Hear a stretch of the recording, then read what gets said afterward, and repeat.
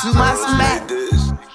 1, 2, 3, 4, 5, 6. Avant de commencer, tu sélectionnes ton moteur de recherche. Donc moi je prends Google, mais n'importe lequel fera l'affaire. Tu tapes ensuite CapCut.com. Tu te rends sur le premier site. Et là tu arrives sur la page d'accueil. Donc tu as deux choix qui s'ouvrent à toi. Soit tu installes le logiciel, ou alors tu restes sur le site à faire ton montage. Ce qui est pratique avec ce logiciel, c'est que si vous ne voulez pas installer ou vous avez un manque de place, c'est vraiment pratique. Bien sûr, n'oubliez pas de vous créer un compte pour enregistrer bien sûr tous vos montages, sinon ils sont perdus.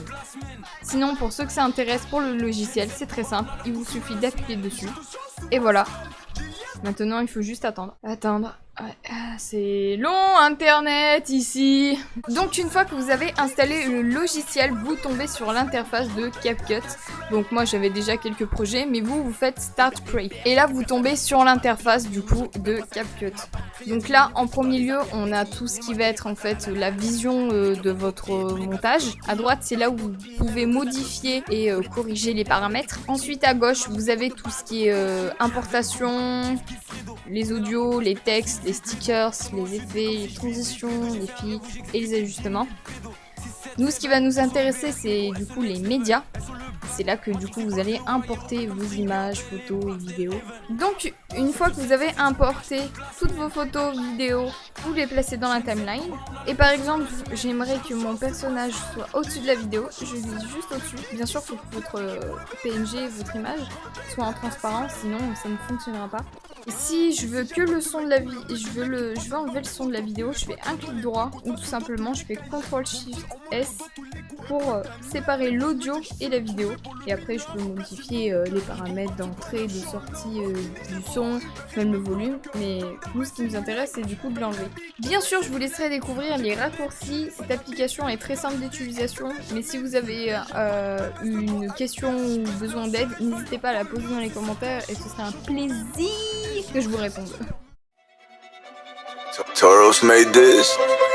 J'ai peu le L, 12 KP, les motifs, gang, hey. J'arrive en 4-4-2 dans un 4-4 noir, uniquement vodka, pas de badois. Ouais, fils de putain, parle pas de moi. Si je veux que tu disparaisses, claque des doigts, c'est pour doucement.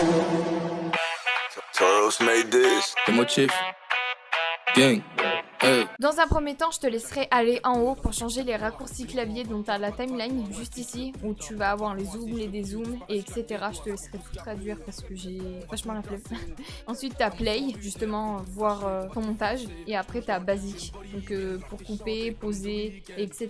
Et après, after, ça, je te laisserai découvrir de ton côté. Après, tu as déjà ceux de base, donc moi, je les touche pas. Ou sinon, tu as le deuxième qui te propose d'autres choix, d'autres lettres. À toi de choisir. Ensuite, pour que ce soit plus agréable pour toi, quand tu veux importer une vidéo, n'hésite pas à faire un dossier où importer justement ton audio. Ensuite, je te conseille de faire plusieurs dossiers où tu vas ranger justement ton montage, donc les vidéos que tu auras postées, les sons, du coup moi, mon perso. Ensuite, les images, donc tout ce que tu vas importer en troll ou ce que tu veux. Et après, la base, donc moi ce qui me sert en tant que logo, et etc.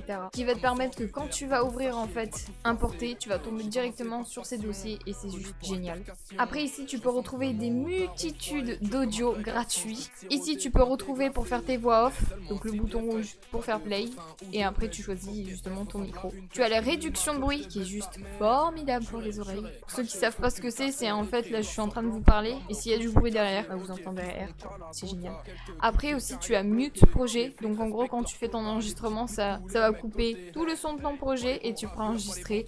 Si tu souhaites enlever le son temporairement, tu appuies sur V, bien sûr en sélectionnant le son que tu vas enlever, comme ça tu peux couper tes voix off, les blancs et tout ça, et après hop tu remets. Pour exporter ta vidéo, t'as juste appuyé sur le bouton tout en haut, export, et là tu vas avoir plein de paramètres, donc la résolution. Un conseil, ne joue pas au fou, si ton ordinateur il n'est pas assez puissant pour supporter du 4K, tu restes sur du 720p, et sinon si vraiment ton ordinateur il bégaye, ben tu restes en 480p. Mais pour une bonne résolution, je vous conseille du 1080p, c'est déjà pas mal. Moi perso, je me fais un petit kiff. Ensuite, je touche pas aux autres paramètres. Ensuite, le format, tu restes en MP4, donc c'est le format de vidéo en fait, tout simplement. Ensuite, en FPS, tu touches pas, tu restes en 30, c'est en images par seconde. En gros, tu vois l'animation, quand tu veux faire une main qui se lève, bah tu dessines chaque mouvement. Et bah pour une vidéo, et ben c'est pareil. Bien sûr, n'oubliez pas de mettre le dossier favori où tu veux que ça enregistre, parce qu'après, il faudra pas faire le malin, dire où il est mon dossier,